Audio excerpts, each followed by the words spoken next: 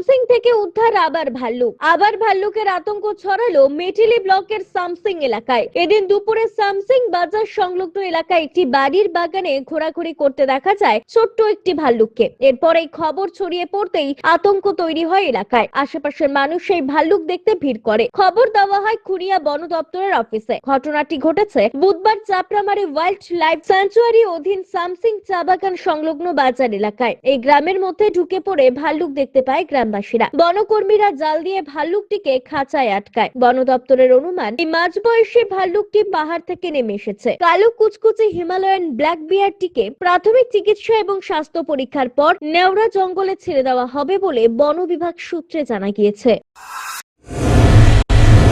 প্রতিটি শিশুর জীবনের শুরু হোক আনন্দ, নিরাপত্তা আর ভালোবাসায়।